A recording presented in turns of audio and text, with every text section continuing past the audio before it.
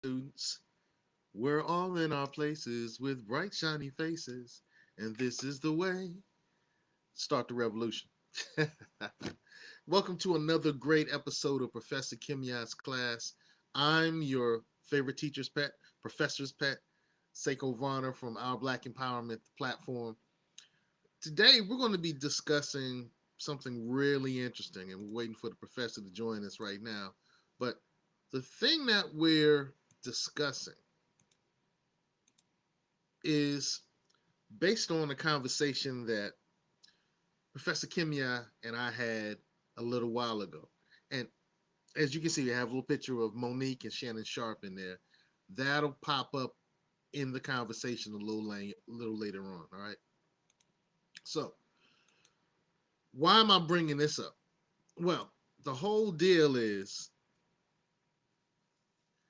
in a number of the most recent conversations that I've had with Doc, she's mentioned that brothers don't listen to sisters. And interestingly enough, I started hearing that more and more. That brothers aren't listening to sisters, that men don't listen to women, that black men don't listen to black women.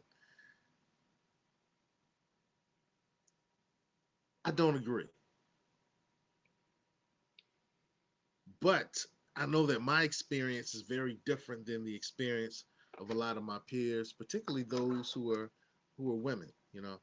So I thought we'd have this conversation with the professor and discuss if, in fact, we, the brothers, don't listen to the sisters. Is that true? Is it not true? Well, one of the things that I think is a really good example is if we look at what's happening in the media, we have this example where Shannon Sharp is talking with Monique. And in this particular episode, right about this point, this is the edited version. So this is not the whole entire conversation. But at this point, it seems to me that let me see. Monique says something that's really intriguing, and she's saying that Shannon should stop dating younger chicks, and that he needs a older PC manual. How you doing, bro? You say a lot of us don't. Okay, Emmanuel says a lot of us don't. We'll fret that out. We'll see how well that frets out, right? In this conversation, Monique says you need a old fat woman or something like that. I'm not going to quote it because I can't. Old fat woman or something like that. A old big woman who can rub your feet. And you need to stop chasing these young girls. You don't need nobody who's 36. You don't need nobody who's 26. So she was telling Shannon Sharp to date his age. And it's interesting because after this situation occurred, you know, after Shannon had that little situation that blew up when he was dating that 19-year-old, and women were simply saying things like, because y'all don't listen. If he would have listened to Monique, that proves that y'all don't listen. And I thought to myself, I thought to myself that I don't think that's enough proof. We don't believe you. You need more people. That's my position. We don't believe you. You need more people. So, Professor's here, ladies and gentlemen. All right. Professor Kimya Nuru Dennis is in the spot. So, I was just sharing with the code keepers and the classmates that we're going to be discussing possibility. I'm going to put it out there as a possibility that brothers don't listen to sisters. And we use as an example our first piece of evidence. Our first piece of evidence or discussion material was the situation with Shannon Sharp and Monique. And so I brought this back into play. And Monique in this conversation with Shannon Sharp, and I know, Doc, you really don't stay into a lot of the current gossip type things, so I'm not sure if you know about this situation at all or not. All right, well, let me give you the background to the best of my ability because I really don't rock with a lot of this stuff either. So, to the best of my knowledge, I guess that I'm fresh or what I manifest, I never protest. Hold it, hold it. What's going on? This is what's going on. Oh, co-keepers. When we do our hip hop references, type in the chat what song that was from. So, what song was that from? All right, so Shannon Sharp used to play football, became a commenter on ESPN, right? All right, so Emmanuel is always going to put me out there, but I'm not one of those dummies. I listen to the sisters. All right, all right. Okay. No help from Emmanuel today. So Emmanuel can rock with me on this. Shannon Sharp used to play football, became a commentator on ESPN, started his platform, Club Shay Shay, where he interviews a lot of comedians. He also interviews other people as well, but he really seems to get his teeth really ripped into comedians and became really popular last year, 2024, when he interviewed Cat Williams. And Cat Williams started talking about everybody in the business. And Cat Williams alluded to or spilled a lot of tea, started snitching, started telling a lot of information about his peers. Interestingly enough, he talked about how Diddy was going to go to jail and Diddy was going to get in trouble. And voila, that's what happened. Um, so Club Shay, he had a conversation with Monique, and in this conversation, I'm not going to play it because I'd get a copyright strike, but she says to him, "Look, you need to date women your age. You need to stop messing around with these young chicks. You need to get yourself an old fat woman who's going to rub your feet and cook for you." And later on, Shannon got caught. Well, didn't get caught. He was having a relationship with this 19-year-old chick, white chick, and okay, when I say chick, I'm not demeaning her. I'm not putting her down. I know that some of y'all think that terminology is what it is. It's just kind of what I grew up hearing. So dude and chick, and to me, it was male and female. So if I use that terminology, code keepers, I'm not putting nobody down. I'm just using the terms that I grew up with, right? And I'm trying to work on my language, but that's not one of the things I'm focused on. So he's dating this white girl, right? This 19-year-old, and based on the text messages that came out, she wanted something deeper. He was always up front with like, "Hey, we just having fun." She's talking stuff like, "I want you to make me pregnant. I want you to have my baby," stuff like that. And he's like, "Nah, that's not what we doing." So she came out and she, okay, look, 50 South and 19 creepy. He should have been ashamed of himself. I hear you, Emmanuel. I hear you. Look, so Shannon, I don't necessarily agree with you, but I hear what you're saying. All right, Shannon, Mr. Rose Sparks, he uses that new Viagra pill. He's a he's a promoter of Rose Sparks, right? He looking for somebody that can hang. And I'm not saying that the older fat woman like Monique was talking about can't hang. I'm not saying that, but he's looking for something different. And so once things blew up in the situation with him and a young lady, a lot of sisters were like, "See, here's another example. Y'all don't listen to sisters. Y'all don't listen to women. Y'all don't listen to black women." Monique told him, and he didn't listen. That's what we started off with, Coach. So, Professor Kimya, you really said to me in the last two episodes, you're demonstrating how sisters aren't listened to by men, by black men. Brothers aren't listening to sisters. So we've decided to have this conversation about that. I use Shannon Sharp as example number one, possibly. Possibly. But what say you? Why do you think that brothers don't listen to sisters? Because I know for you it's not no pop stuff. It's not popular stuff. It's not stuff that's on the tabloids and all that. You probably have some research behind you. So, what say you? Your voice paused. Can you hear me? Okay, so you said for me it's not no pop. Yeah, I'm saying that it's not the things that are in the ether. It's not the popular things, the gossip. You're saying you probably have some evidence. So I I have want to see what.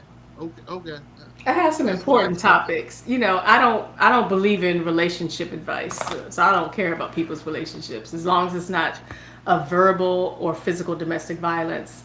I don't care about that, and I don't care about celebrities. So Shay Shay and all them, they can go hey hey, you know. I don't care about that, but but I will say this: since I have and Emmanuel said that by different you mean exclusively white women because he sure ain't looking for nothing else. But again, you This have to ain't look, about. This but you ain't have about to, him. right. I mean, I don't waste time talking about who black men are with because that's a time waster, especially if you look at it historically. So historically, in the past 4 centuries, black men developed a criteria and a standard of political and economic development was based on their comparison to women. And that's despite thousands of years of Arab Muslim colonizers, since Europeans were the ones who originated racial categorization on the Eastern Hemisphere, black men considered themselves a comparison to white men, not to Asian men, who are the racial category of Arab Muslims. So when comparing yourself to white men, of course, the standard would be being with white women. So you could look back to Frederick Douglass. One of his wives, who was also a slave abolitionist, was a white woman. And the list goes on to the break of dawn. And unfortunately, Eldridge Cleaver, who was a rapist, he saw the criteria. If you read his book, which you can now find it for free, the entire PDF online, when you look at one of his standards was raping black women was practice for eventually being able to rape white women. And so that's something that historically is common for black men. It doesn't mean it's for all black men, but you have to understand the historical role that it was considered to have a different socio-economic, socio-political ranking. Even if you don't want white women, that was considered the category of true racial justice. Because again, if you consider racial justice to be racial integration, which is what the original goal was, and unfortunately people became lost in that, then of course that will happen. So I don't waste time talking about interracial whatever people want to do because those are all time wasters for a larger purpose. But I will want to clown you to the theme of whatever Jungle Brothers song you can think of, because you know they have so many type tracks. I want to clown you so that when the topic is listening to black women, the first thing you could think of is something so unimportant and inconsequential to black evolution as Monique and Shay Shay.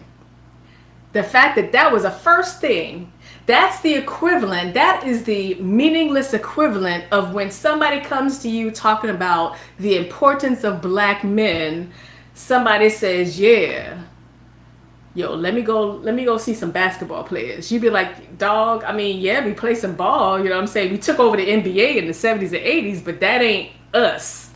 So I do want to clown you on that one.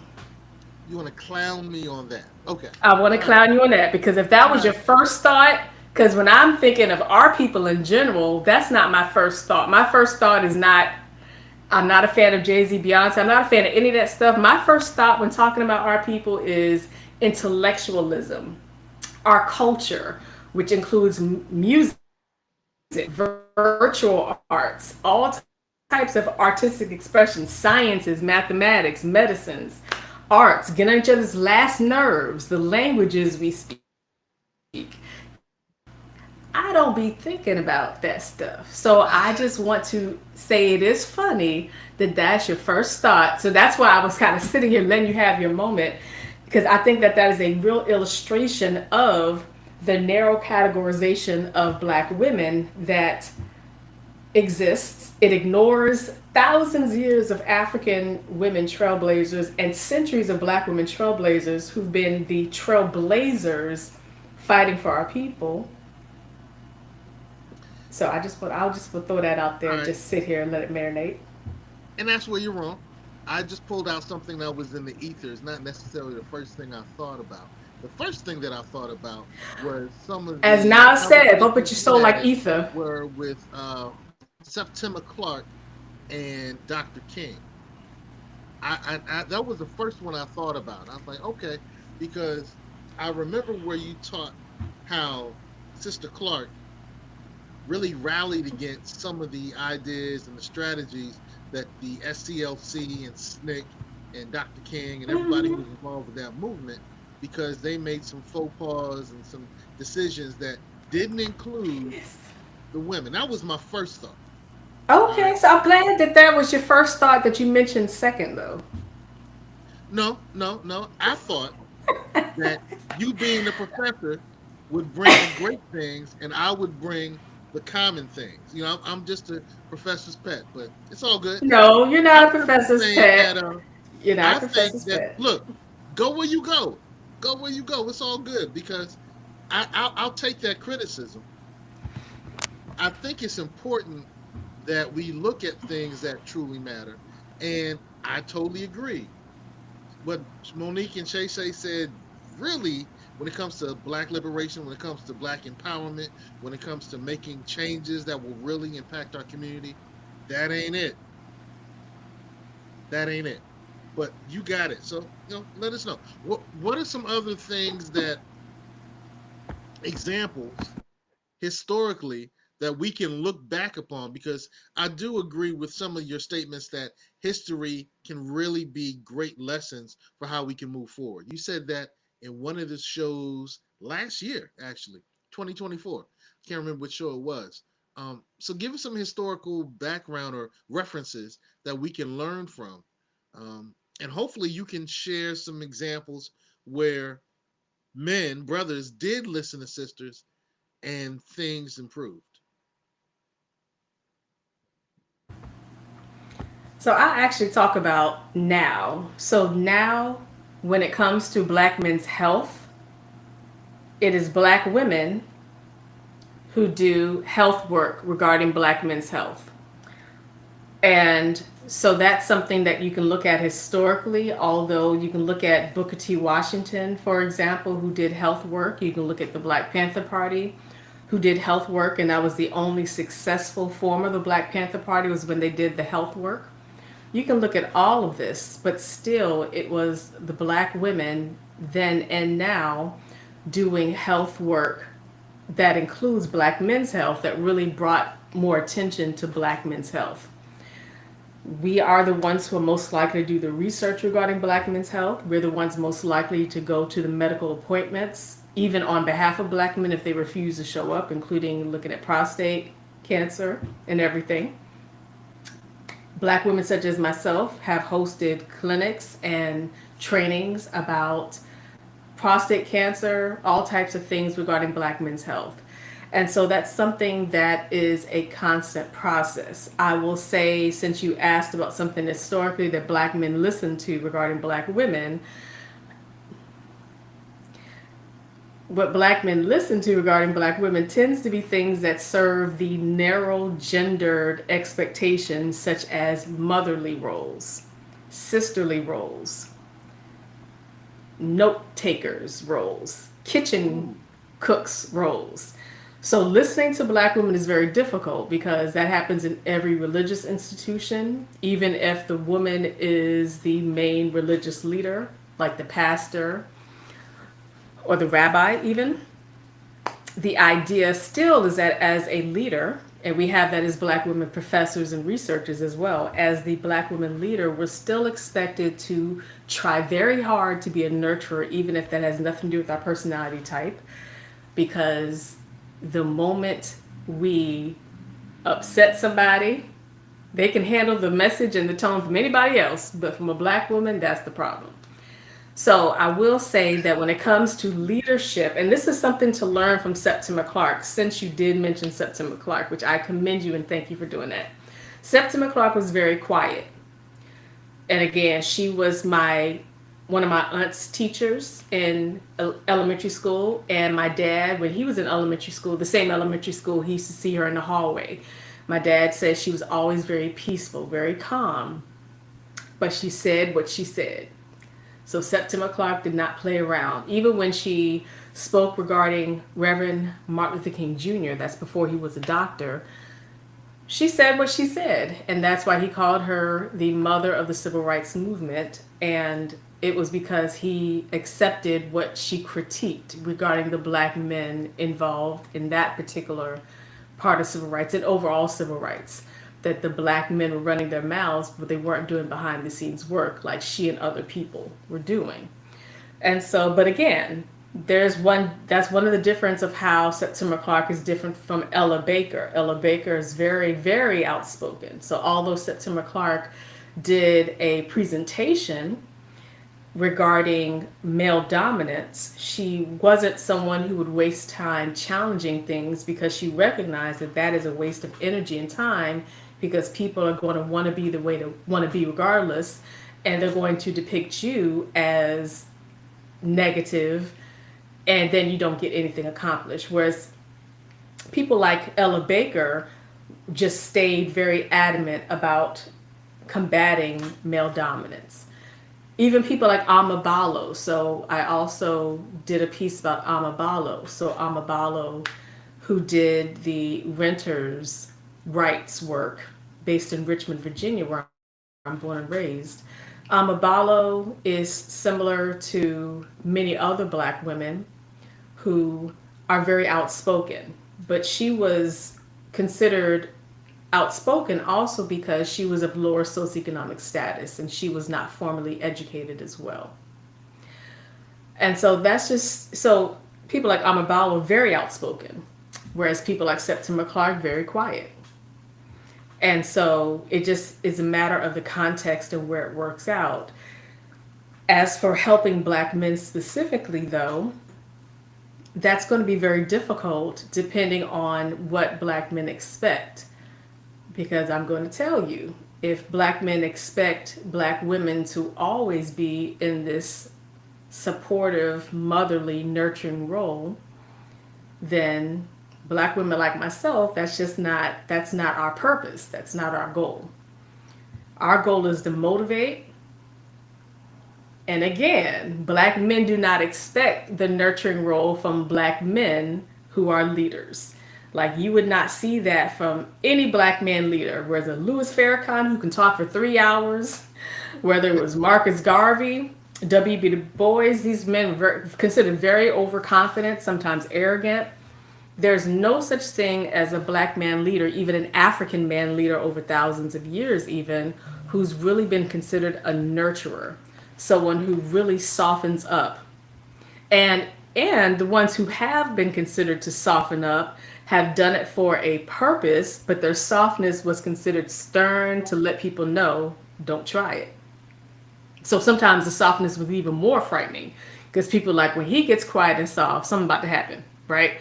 So for black women, it's expected to be a different role and a different expectation. We're expected to be soft, not in a creepy way like she might come and get me, but in a way it's like we'll fulfill the capacity. And so that's just the complexity of it. However, I do want to say that that doesn't have to necessarily be the topic, though, if you want to discuss black men and patriarchy. The topic doesn't really have to be black women. It can only be about talking about black men. And that's also something that's very important for black men to just be able to talk about that. And there are black men, including some of my wonderful colleagues who have podcasts and all types of stuff, who are black men talking to black men about black men being stuck in these narrow ideas of manhood, these narrow ideas of matriarchy. And also not understanding that we're talking about thousands of years of hundreds of thousands, potentially millions of African cultures, right? Okay. And not all these African cultures were men dominant. Some were Right. women dominant. Some were neither. It wasn't based on any kind of gender or sexuality dominant. There's also, different forms of sexuality, different forms of body, and we have I have African books here where it talks about African sexualities, different genitalia. Some people born with no genitalia around the world. So that's also something to understand when we're talking about patriarchy for black men who want to discuss it. I want black men to understand it's not a competition with black women. It's not we against the world. A lot of times black men, individuals and organizations think that it's now like a battle rap. I always say everything's a battle rap because some people really do think that developing something and understanding something means now everyone's coming at you, people dislike you, and you're battling everyone. Actually, no, you don't have to compare yourself to anyone. But again, if you don't want to compare yourself, remember, like I said, black men compare themselves to white men for centuries because that was the comparison group in USA, Canada, and Europe. So, and that's regarding racial and gender comparison because that's the race interlocking with gender. But I do want to highlight patriarchy was not created by Europeans. All right. Before the terminology existed, we did have forms of men dominance. And there are a lot of people who appreciate men dominance. Some people believe men dominance in terms of religious viewpoints. You can call it men ahead of household or whatever people want to call it. There's some people who still believe Adam and Eve. Whenever I'm in community events, I always tell people, I don't know why people want to come to me and say stuff. It's like I'm just like an invitation for nonsense. So sometimes people love, I don't know, it's like a welcome mat for like, I don't know, people want to argue with me. I don't know. But they'll come to me talking about Adam and Eve and they philosophized about it now. They've got this whole theory about Eve coming from Adam's rib and they're like, I'm look here. Okay, I don't subscribe to that. If you want to believe that Adam and Eve existed, Eve came from somebody barbecue ribs. If you want to believe all that, I'm not stopping it, okay? But I just people love to come at me with that, and it's particularly black men who'll do that because and this is sometimes black men who are not even Christian. So it's like an Adam and Eve notion, just trying to say that the first entity of humans was a man. And in their mind, he was a masculine chocolate brother. And I'm like, it could have been a human cell. It could have been something this big. You don't know what we existed, from in the first place. But I tell people this is all in people's mind. So that's why when people come to me with that stuff, talking about ribs and stuff like that, I always tell black men, I don't care about that stuff. It's not remotely interesting. It's nothing factual about it. It's humans' attempt to explain anything. Find a Yeah. crew that wants to hear it, but it's not me. So yeah. Well, I want to tap in with that, and this is a offshoot conversation, but it's interesting to me that you bring that up because I'm a PK. My father was a minister. My mother was director of Christian education. My father did something that I thought was really intriguing. Is as we went through confirmation class, we had to study all these other religions, right, and find the commonality and present that before we went through our confirmation. Later on in life, before he passed away, I I used to drive him to work, and he worked as a professor at a couple of colleges, and he taught world religion. And one of the things that he and I had conversations about before his passing was that that religion was a human attempt to understand the divine or the netters or the forces of nature, things of that nature. But one thing that I became really intrigued in is he spoke Hebrew. My father learned Hebrew. When he went to divinity school, he had to learn it, and he used to go to these camps, and he lived in Israel for a little while, so he learned Hebrew, and he would share with us, with me anyway. He wouldn't share with us in the pulpit, but he would share that we have some conceptions based upon the English understanding that necessarily don't align with what the original Hebrew terminology when they wrote down these narratives, right? So, related to what you just talked about, in some of the original versions prior to the canonization period, the term that became rib really meant half. And so it's interesting because it's kind of like discussing meiosis, which is the process of cells dividing and creating, right. So it talked about how Adum or Adamam or Adamu, which meant many people, but it also could mean one entity, was cut in half, was divided. And they talked about how the Elohim, which were the some of the spirits that are talked about in Genesis that helped create things, weren't male or female, but were both. So there's some references in the canonized Bible that says, man and woman in him were he, or were together, something like that. So they were saying that Adamu was a character, was an entity that was both male and female and was cut in half. And so when it talks about Adam's rib, they're saying Adam's side. They're saying that half of Adam, this entity Adam, developed. So now you had a male representation and I'm sorry, a predominantly male representation and a predominantly female representation. And rabbis have been talking about this for hundreds of years. And so in part of the male representation is a bit of the female representation. And in part of the female representation is a part of the male representation. But the way it was presented to us is, like you said, the barbecue rib. So it's really kind of interesting that you bring that up. But I know that's not the heart of the matter. We're talking about patriarchy. We're talking about brothers not listening to women, possibly because we really promote the patriarchy. Now, I want to ask you this question. Is the term patriarchy a bad term? Is it a term that relates to something that's toxic? Because it's interesting to me that the term patriarchy is deemed toxic and the term matriarchy is not. That's just something I'm kind of looking at now. So, what says you? I'm learning from you, Doc. I'm learning from you. I appreciate everything you just said. And by the way, all the terms that you just used regarding the Bible, people just have to remember when people go to schools of theology and even get degrees in theology in undergrad around the world, there are some people who have actually converted to different religions when they graduated, people who become agnostic atheists because there's things that they learned in the school of theology, as Brother Vaughn is explaining, the real factual interpretations before the translations. And also, one thing I always tell people is that a lot of these cultural components of the religions exist in other religions that are not Christianity, not Judaism, not Muslim.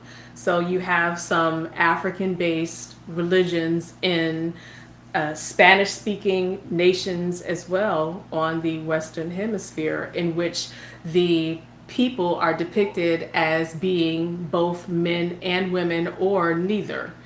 And there's not this traditional notion of masculinity, femininity. And so that's therefore considered also an understanding of humans as well. And also some of Yeah, the terminology. Go ahead. I was gonna say, yeah. When I started, studying Santeria and Candomblé and some of those Yeah. other and Ifa based religions, it Hmm. was intriguing to me. And I was like, what the hell is this? Yeah. What is this? And it Yeah. was really kind of intriguing to me that these hermaphroditic, these I don't know what term to use Well, that now, term is, but yeah, those terms are no longer used. So people can say multiple genitalia or no genitalia. So hermaphroditic is, or hermaphrodites is considered an outdated language. Yeah. all right, well, you know what I meant. And I Hmm. didn't mean any disrespect to anybody Oh, who yeah, said people that. know that. Yeah, people understand I ain't that. even thinking about you. Yeah. But Sometimes doctors still it, use that term, though. Hmm. all right. With that being said, when I started seeing that representation, I was like, whoa. Hmm. But later on, I began to understand it, particularly having conversations with my father, and I was like, hey, you got estrogen. I was like, oh. Yes. And that's And I that's was one like, thing. oh. Yeah, because that's important for Black men to understand in general as well. I think all humans should understand this. So nobody really knows their chromosomes. People assume X, Y, and all that type of stuff because based on the gender they were assigned at birth. And by the way, again, there are various genders, non-gender categorizations around the world since the origins of humans. And if you learn about the book As Nature Made Him, The Boy Who Was Raised a Girl, that is a book and also a documentary that I use for my courses. And the Weimer twins, I have the book here. It's actually very sad because they were also interviewed by Oprah Winfrey in the 1980s, and they both of the twins died by suicide. They're the Reimer twins, Reimer, and Oh, I so remember that. I, yeah, I thought that was I thought that was a sad situation. yeah, Yeah, and it's it just had to be difficult to have that type of experience in your life. and it really fed into the debate of nature versus nurture, whether it's genetic, whether it's based on genitalia, whether it's based on chromosomes, hormones. But I always just remind people that most people don't really know what genitalia they had at birth, right? You only know what you grew up watching and knowing that you had. Most people don't know their chromosomes for the rest of their lives. And most people don't know their hormones. They don't realize that you can have different types of hormones. It's not just testosterone, it's not just estrogen. And but again, if you grow up in environments where people teach that you're a man or you're a boy, therefore you're going to just have a whole bunch of testosterone. It's going to be raw, and therefore you have to like this. You have to only like sports. You have to only like this. That's very narrow, and there are black boys and black men who like a lot of things and they want to not be narrowed down like that. So you can see like entire anime conferences, comic book conferences, people like me who go to horror movie like Blackheart. Like there are black people Nope, who want to ain't know, doing it. be into all Ain't of doing it. that, but a lot of times they're not. Nah, ain't Well, doing it. even some But of the Bible quotes that you just had are very popular in horror movies too, by the way. be that as it may, You I, got I quiet for a and second? be Okay. that be that as it may, I'm not sure if having a narrow experience is necessarily a bad thing, and that goes back to my question. It's kind of interesting to me that patriarchy is seen as toxic and matriarchy isn't seen as toxic. Hmm. And I know that I think that's interesting. Right. And so to get to our topic tonight, which is, are we, our brothers, supporting the patriarchy, using patriarchy in a bad manner? We're not using it in an upliftment manner. That yeah, that's the topic of the night, and it all deals with, are we listening to sisters? And if we listen to sisters, would we be promoting a bad patriarchy? Yeah. It's just an interesting conversation. Dan It Trez is. and I have had this conversation a lot, where he really challenged me. Seiko, you need to read more women. Read more books by women, because he's like, he would pull out this Nikki Giovanni. I'm like, nah, bro, that's cool. He would pull out this Bell Hooks, her whole anthology. I'm, nah, bro, that's cool. And it wasn't for me at that time, but he's kind of forced me to kind of look at some of the things, and I've realized that a lot of the content by sisters that I like is content that's not nurturing. Like there's a sister named Christy Rutherford that I've really become enamored with her content, and she's bam hard hitting. She's really aggressive. I like that aggressive stuff. I'm not as attracted to listening to the content or reading the content that seems to be more nurturing. So that's you bring up some interesting points. So yeah, I will say reading, there are many genres from which to read. Our people have a lot of books, different topics as well. So now here's the caveat though. Being a black woman does not mean that you are the expert and you know what you're talking about either. So I don't think that you have to, just like our people don't have to believe everything our people say, you don't have to believe everything black women say. You don't have to like every book, but it's just a matter of understanding the range of interests and topics, and also understanding for black men to understand that liking black women authors, for example, since you're talking about books, does not mean that you're now questioning your masculinity and manhood. And that's why Right. when you talk about the role of patriarchy, that's why we were talking about all the other things. So for that, so that everyone who's watching and listening, all these things that we're talking about, including when I started off talking about Shay Shay and all that stuff, it's, I want to get our people to really understand these are all parts of our culture, right? Watching Monique and Shay Shay, watching, you know, talking about religion, talking about everything. These are all different examples of how it's just part of our lives. And it ties into what people think is normal. So if you come from a background where you're told men are head of household, it doesn't mean the man knows what the heck he's talking about, but men are head of household, right? Because God said, right? Okay. Because when in doubt, when people, when you challenge that, people say, well, God said or Jesus said or whatever, whatever. And that's another, I always tell people, religion is one of the big keys to silencing anything and stopping anything from changing. And this is where people just have to reflect on their lives and say, why do I believe this? Why am I doing this? Because it's easy to believe it and do it, because to change it and challenge it, I'd be closing a lot of doors with people, making a lot of people angry.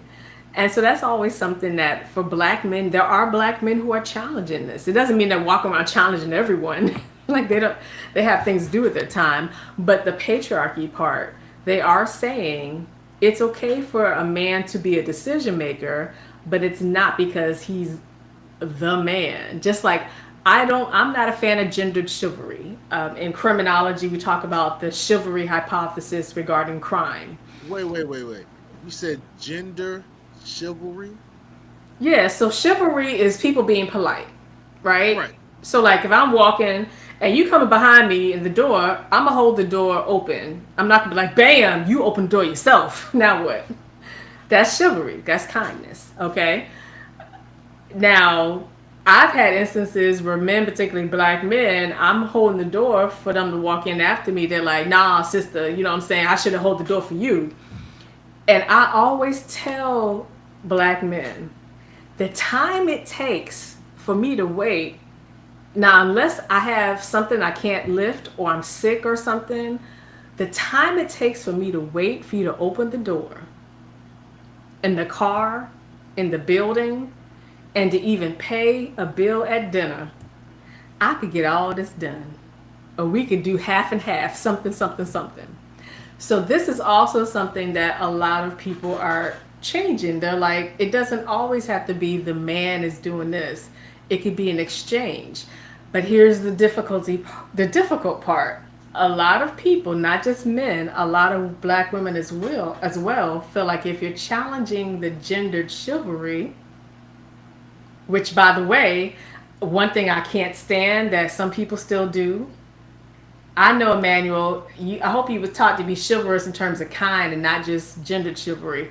But here's the chivalry part that gets me all the time, and I can't stand it. When men walk on the side of the street by the road, I think that's the dumbest thing. So I used to always play games, and when people try to walk on the side of the sidewalk that's by the road, I would exchange with them. I would just be having a conversation and exchange. They'd be like, why you keep switching sides? I said, because I want you to see that it don't make sense that you're the one walking by the road. I said, just like if it was raining and there was a puddle, would you really take off your coat and put it on the puddle? I've done that.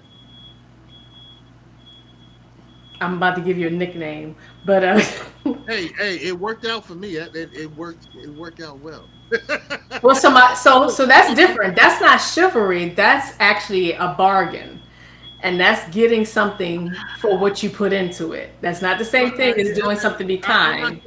bargain investment. It was an investment. Right. That's Um, not the same thing as being kind. Being kind is doing something without a return. And that's what all right. kindness means. Now, So you was but trying to be a little pimp. I see you. all right. You You know, know it's what? But my hot out point here is, for a pimp. uh, all right. So let's go back. Like, look, we went to when we met in Baltimore. I Mm-hmm. took everyone out. When that filming, we went for lunch. I held the door open for you and for my wife. I was taught to do that. My father said, I still don't and know why I another. took y'all all the way there. I took us far too far away to get that food, by the way. But yeah, go ahead. It is what Oh, you know what? It was one of the black-owned spots in that area, Yeah, it was a and long it was walk. worth it. I enjoyed it. Food was good. Yeah, yeah. Um, so I've been challenged because, like in the mall, I hold the door open, and I've had sisters be like, "You ain't gotta hold the door open just because I'm a woman." And I was like, "You don't know why I held the door open." Now, I was taught to hold the door open, especially for women, but I wasn't taught don't hold the door open for men. I was taught, hey, if you got a chance, hold the door open for people, but That's definitely look chivalry. out for the sisters, right? So it was kind of interesting to me. I was like, so why are you presuming that?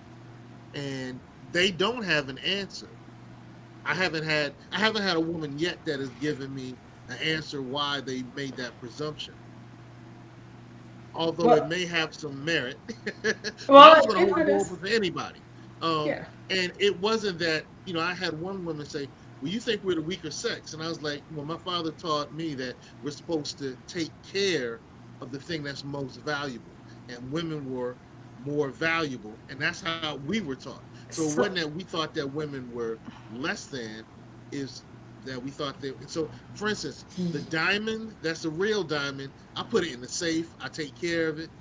The diamond that's fake, I just, you know. So, so and here's the aha moment. The most valuable diamonds are the fake ones because the real ones use human unpaid labor usually to get them. So you're risking people's lives for that real diamond. So I actually value the fake diamond because I don't wear diamonds. all right. Well, if you were Aha. somebody I was dating, then I wouldn't buy you real diamonds. I definitely would not tolerate that. Mm-mm. You're Right? not buying me stuff that humans are pulling and Well, all right. That's cool. harming That's people. cool. Everyone has their preferences. Um, That's and that's the topic of this evening. That's why I want our people to understand. This is what black men need to learn. Don't just do stuff because you're told to do it. Don't just believe something because you're told to believe it. Same thing with diamonds. Don't value diamonds without actually knowing the woman. A woman like me who doesn't like stuff that actually harms people, you're gonna buy me some wood. You're gonna buy me some patterned. If you buy me a diamond, a real diamond, to me that means you don't pay attention to how I dress and you don't pay attention to the fact that I don't believe in unpaid or underpaid labor and child labor, particularly on African lands. So that's what men need to understand. You can't do something just because you're told to do it. You have to be a critical thinker and understand that you have to be a knowledgeable person who's saying, why am I doing this? Am I really getting to know these women individually? Or am I saying, I am man, here be war, you are woman, let me get you? You have to get to know the person. Just like people like me, I don't like flowers. I like dry flowers. So if you give me flowers, I'm going to let it hang from the wall because it's art when it's dry, not when it's still living. So these are things you actually get to know. And that's another challenge to the gendered chivalry and the patriarchy. It has to be, do you know why you're doing that? Are you just doing it because you think that it's a central component for our culture? Is it valuable? Sometimes you can be going out your way to do something that's not necessary. And so those are some things Sometimes. to think about. Now, so to bring it back to supporting the patriarchy, We're is all gender chivalry supporting the patriarchy, and I'm using the word yes. That's patriarchy as a pejorative. I I'm just not said I'm not that. supporting. I just said that. You always say to bring it back. That means you just missed what I just said. I just No, it doesn't. said. It I also just means that I want to make sure that that point is made. yes, I said that it all ties into understanding the gendered chivalry and the patriarchy. You got to think about, are you really being critical and understanding why you believe something and why you're doing something? Do you actually know the person? Or are you saying, I am man, you are woman? So it connects with it. Okay, that's an interesting position to take in. All right, that's an interesting position to take in. And it is important though, because you will be disappointed in life if you think that there's just two different places for humans to exist: woman, man. Two different places. And then pretending that being a woman means that you believe and you want this, being a man means that you believe you want this. And when I say women, man, I'm talking about black folks. I'm talking about Africans, Okay. black folks, right? That is a very boring life, because then you have to really ask yourself, do you know yourself? Like black men learn this when they go to a black man therapist as well. The black man therapist will talk to them about their childhood, when they were a boy, what were some of their experiences? How has their life been throughout? Thank you, Emmanuel, seeing both of our points. Well, that's good. That's good to know. I'm taking your positioning in. I think it's important that we understand, if we're really going to improve our communities, that we have to do it in a way where I'm not demeaning you and you're not demeaning me. So, Yeah. and I think that sometimes brothers doing things that we were taught to do inadvertently, unexpectedly, unconsciously do things that may demean women. Now, I'm not saying it's not vice versa, but I'm not necessarily worried about it. So I like this type of conversation because it leads me to thinking about, am I doing things that are preventing sisters from experiencing their totality? And I will give you examples. So it's very common, number one, for black men to not be listening to black women. But it gets even worse when there's only one black woman around a bunch of black men. And I'm saying this as someone who's been the only girl in the family since birth. And most of my family members are men on both sides, and they're all black. And this happens in friendship circles, in organizations, and there's all types of examples. Like even when I'm on a panel, if I'm on a panel with black men, a black man who you've spoken with one on one, and it's been a good conversation, you get him in a space where it's a bunch of black men and one woman. The woman can say something, and they overlook what she said, and then give the man saying the same thing she said, and everybody's like, "Yeah, that's what I'm talking about." You actually did that when we did our sinners talk, and Well, I had to joke with you. I was like, I just said that right. I just said that right. I think when that happens, very often, it's because it's the way it's said that I think I the said that. woman. I don't know. I've never seen it where the woman has said the very same words. They may have given the same information, the same sentiment, and then the guy says it in a different way, and then we're like, "Yeah, that one makes sense." No, Um, no, no. This yeah, is I don't community. see that happening. I know, I know. See, black. This is another thing about black men.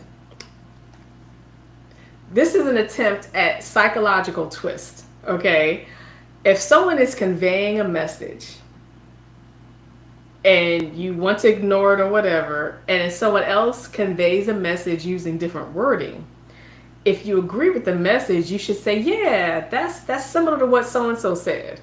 That means you're listening to both people, okay? And that's what communication means. Because if you only grasp messages when there's a certain type of wording and a certain tone, then that really means that you miss messages very easily. And especially when there's something about the messenger that you cannot handle. And that's exactly where black Ooh, women have a that's difficult role. Like you can look at black women radicals, black women can't Pan handle, Africans. Well, can't it's about handle. yes, because there's something about the messaging. And if I were to talk about this regarding race, you would understand. Like as a black person, you say something, people are like, but then a non-black person says it. They might add a couple of words to it, and then everybody's like, "Yo, that was a really, really good point. We need to really add that to our plan." And you're like, "What am I just invisible all of a sudden?" If they were to tell you, well, this person said it so eloquently, though, that would be tearing down what you said as meaningless and basically non existent. Instead of them being capable of saying, well, you did convey it. We appreciate both of your words and both of your messages. And we appreciate that you sent the message in different ways. And this is an example of why we call excuses or tools of incompetence leading to nowhere, right? Because people who Well, say the use whole thing. Say the whole thing. those fools who use those tools accomplish nothing because people love to have excuses as to why things happen. So, therefore, things keep happening. We're supposed to use the same excuse as to why it's happening. Therefore, things don't change because you've held on to the excuse. And as a black woman, I hold black women accountable for doing all types of things. I talked about that last Wednesday with black women supporting scammers while calling out scammers. You know, there have been black women on both sides of that. So I'm a black woman, I hold black women accountable. I don't waste time blaming black men for everything. However, I am honest that a lot of times when we do talk about this very topic, black men are very quick to have an explanation for everything, which is an Okay. example, that's an example of why black men are oftentimes compared with other power majority collectives, because instead of saying, you know what, this is uncomfortable, I don't completely agree, but let it marinate, black men are very quick. And again, I'm talking about 99.9% of black collectives and black organizations are led by black men. So for black Okay. men to feel like the most oppressed humans in the world, to pretend to be terrorized and harassed and assaulted by black women is Nah, that's something dumb. that's really ridiculous, because if That's that dumb. was the case, then black men would not be in charge of nearly all black collectives, and this is around the world. So therefore, see, and Emmanuel, so I've seen that happen a lot of times, even with your daughters. So Yeah, but I also see that too often there's a presumption that your opinion is always the right opinion, and that's something that I have to rally and push back against. So, for instance, Dr. King spoke of peace. Malcolm X spoke of peace. But when Malcolm said it, I was like, ooh. When Dr. no, King said it, I was like, eh. no, Now, Malcolm, no, they didn't have the same message. Dr. King no, and no, I'm Malcolm not X. saying they had the same message, but Malcolm also talked about doing things in a peaceful way first, but always being able to back yourself up. Now, No, so that's Malcolm didn't tell us to walk in there with the guns, but he told us to walk in there and to assert ourselves. King told us to walk in there and assert ourselves, but it was just it was the way that King talked when I was younger. It just didn't land. But when I heard it from Malcolm, it landed, and very often it was the same message. it's So not. it They had two different messages. no, no, no. They had I'm two saying different when they talked messages. about peace, when they talked about going into rooms and doing things and asserting yourself, because Dr. King talked about being assertive, and Malcolm talked about being assertive, and it just landed different. But And that's so not peace, I'm though. saying that very often when that happens, there's a presumption that I don't value one person when it really just landed differently for me when another person said it. And I'm not saying that women aren't ignored sometimes or a lot of times, or most of the time. I'm not saying that. I'm saying that there is a situation where I can hear it from one person and then hear it from another person, and it lands differently. And my response, because I respond more more emphatically to one, doesn't necessarily mean I was ignoring the other person. And I think there's a presumption there that is dangerous at times. Well, I think you're being a little exaggerative right now because first you said you disagree with that other person. So disagreeing is not the same thing as not agreeing with the deliverance of the message. But I do want our people to understand Reverend Dr. Martin Luther King's message and Malcolm X's messages were different. Okay? As Reverend Dr. Martin Luther King Jr. went on and got frustrated with white liberals, white moderates, and he His tone started became being cold. more adamant, but his Yeah, message was very different. Although the march and so forth was regarding particularly black, lower working class, and job force development, he and Malcolm X did not have the same message. So I do want that to be clear. It's not like they were conveying the same thing and one person said it in a way that reached you. They actually had two separate messages. It wasn't until Malcolm X had the time with fellow Muslims, many of whom were Asian, of course, but some were white, a very small set were white, that really taught him some component of racial integration that he became more welcoming. But even in that welcoming, he was more so challenging Nation of Islam. It didn't mean that he became as focused as on racial integration as nation of NAACP and others. So I really don't want that to be the comparison that people have with Malcolm all X right. and That Martin Luther I King was simply Jr. using my experience, but that may not be the best to that may not be the best example to enlighten what I was discussing. That experience that I have, you know. So that may not have been the best example, but that example, but that situation does happen where sometimes it lands better from For different it to, people. but for it to land better, you have to explain why it landed better. You can't pretend that you disagreed with the other person.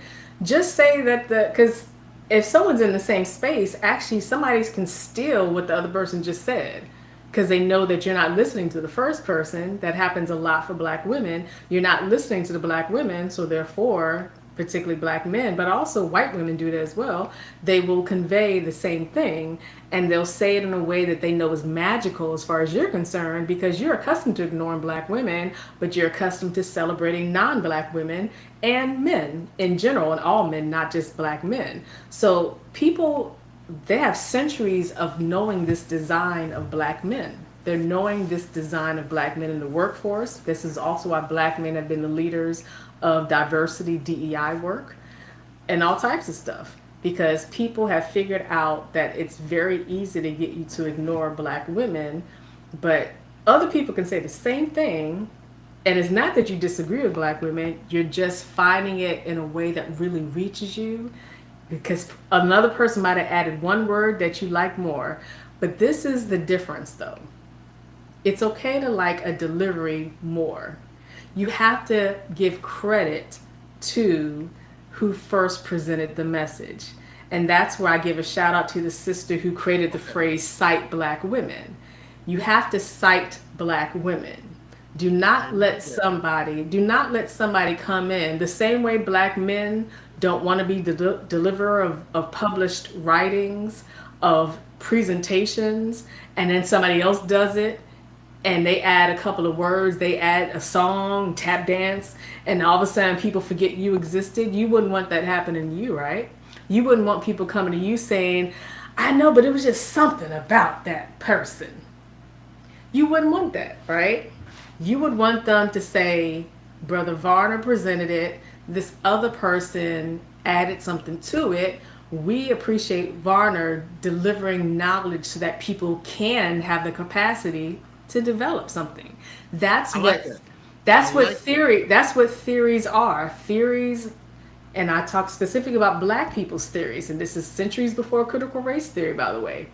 Black people can present information for other people to develop, but when we present it, it's for people to acknowledge that it was presented before this other person put on their ballerina outfit and made it more welcoming to everybody. All right. Well, I hadn't heard the "cite black women" phrase before, so It that's doesn't mean that intriguing. we create everything, but it just means that if we are articulating something, but then somebody hears us and they know that we just said it, but people ignore us, so they're like, I'm gonna just, design in a different kind of way. And then people acting like nobody said it before this new person says it, then that's something that is a sign of being ignored. So, but this is again where if we're talking about black men and patriarchy is given that negative connotation because it's not just in terms of like mentorship, a role of care and attention. A lot of times it's considered power. And even matriarchy can be too powerful. Like for me, in households where it's like the grandmama bossing everybody around, like to me, that doesn't sound like a nice household to me either. Um, and Manu said exactly, we always think other people's ice is colder. That's true. Yep. That is true. Like Wilson Pickett said, the grass is greener. Don't pretend the grass is greener on the other side. But yeah, so patriarchy, this notion of men being the voices, the leaders, it can be beneficial. However, if you are talking about cultures around the world, historically and now and for the future, in which being a voice and a leader is not necessarily loving and endearing, but it's something that is controlling and it's about power that can be taken all over the place in a harmful way potentially, then that's where patriarchy is criticized. And so yeah. Interesting. Okay. I think that we've had a really interesting conversation. I Unfortunately we need to bring this to an end. I Oh. do want to add a little bit. You just mentioned Emmanuel. Let me pop his conversation back on the screen. Yeah. Yeah, here it is. Here it is. We always think that other people's ice is colder. I was at a conference, and at this conference, they had the gentleman who ran the National Black Chamber of I think it's Ron Bigsby or something like that. National Black Chamber of Commerce, and he brought up the conversation, the white man's ice is colder.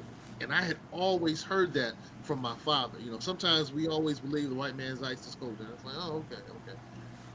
Ron Bigsby gave me a really interesting illustration. He said, when I was growing up, my grandfather delivered ice around the area that we lived in. He said, so early in the morning, we would go to the ice factory. We would pick up this big block of ice, put it in the back of a truck, right? And then we would go delivering the ice to the ice boxes. Now, this was during the time when you actually had a box and you put a piece of ice in the ice box and it kept the food from going bad. And he said the unfortunate thing, but that's how it was set up, is we had to go to the white part of town first to drop off the ice. And then we made our way to the black part of town, or the Negro part of town, as he said it. And he said very often some of the people in the Negro part of town was like, the white man's ice is colder. And what they were referring to is they were placed second. So the white man, the white community got the fresh ice and it was still cold. It was still solid. By the time it got to the Negro community, the black community, our community, it had started to, you know, it was starting, what happens to ice? It melts. Melting. It was starting to melt. So the white man's ice was colder. So it's kind of intriguing how that conversation, that statement, really can have a lot of layered meaning to it. So I just wanted to bring that point up. Thank you, Yeah. Emmanuel, for bringing up Thank you, that Emmanuel. point. And great conversations. I hope there'll be a part two, maybe. I don't know. We'll see. Yeah. Well, This is Professor Kenya's class. We didn't do this. We that's all. didn't do this. Let me do this real quick. He's so Hey, this is what we're doing, y'all. This is what we're doing. Oh, here we go. This is what we're doing. Black diamond, black diamond, black diamond, black diamond, black diamond, black diamond, black diamond, black diamond. Grandpa Crump. Yee! Right. So you've been watching another great episode of Professor Kimya's class, and this is all sponsored by my documentary series, Generational Flip.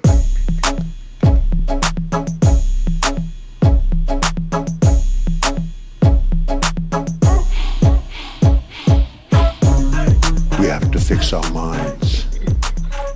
We are still deeply wounded people. So in order for us to have generational wealth, we must have mental wealth first.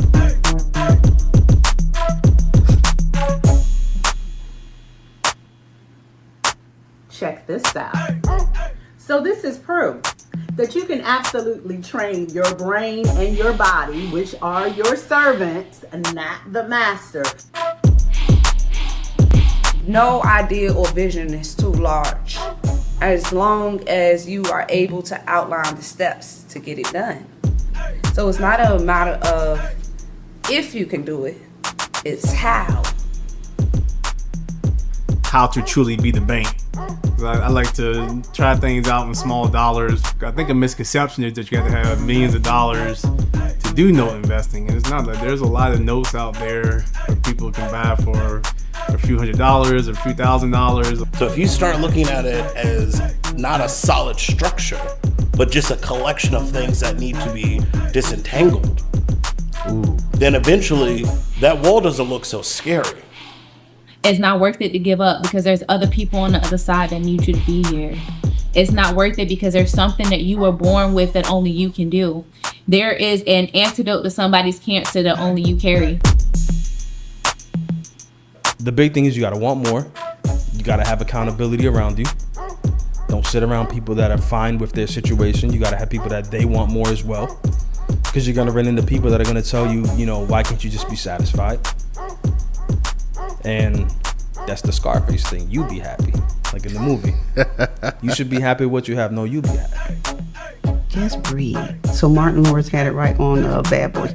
Woosah. You gotta learn the woosah. I don't know about her, but I've been free ever since. To the point that when she got remarried, I paid for part of her wedding.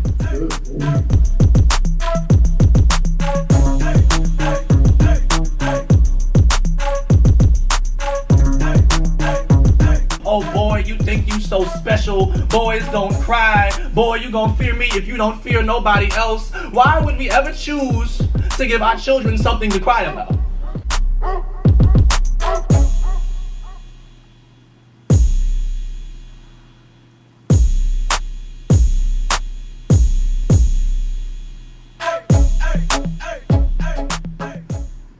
Right, so that's a little bit of episode 4.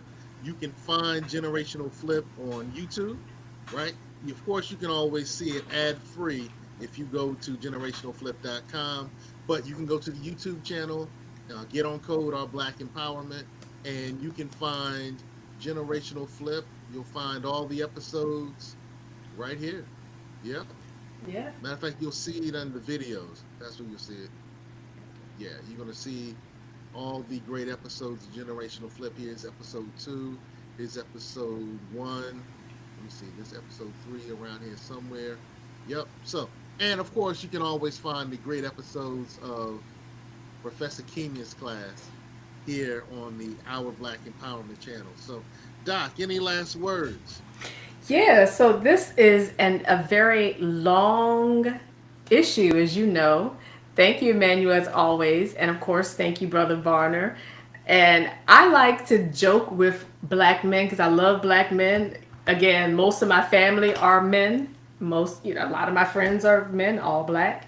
So sometimes I like to tease because they're parts of our culture and things that we're taught. It just seems so normal to us, and that's why I call out a lot of things, because we like to make excuses for stuff. So sometimes the only way to address it, though, is by making jokes.